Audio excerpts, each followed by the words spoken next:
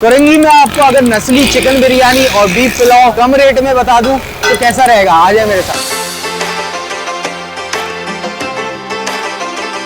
Beta चौरंगी से आप अगर अल्लाह राजी से होते हुए यहाँ पे आ जाएंगे 32A का 4 सीटर स्टॉप है। यहाँ पे आपको मिल जाएगा अल हसीब पकवान सेंटर। यहाँ पे मिल रहा है बेहतरीन किस्म का पुलाव और चिकन बिरयानी।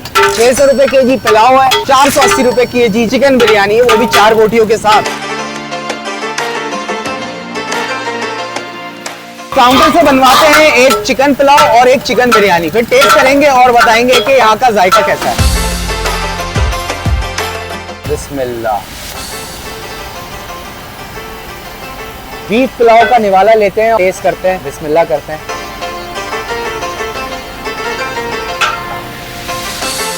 भाई इन दोनों का निवाला जब आप लेंगे ना तो आपको दिल से आवाज आएगी। मन के जियो, खाओ पियो, मजे करो। कोरंगी में अगर आपको इस किस्म की बिरयानी और पुलाव घर पे मंगवाना है तो इस पे कांटेक्ट कर लें।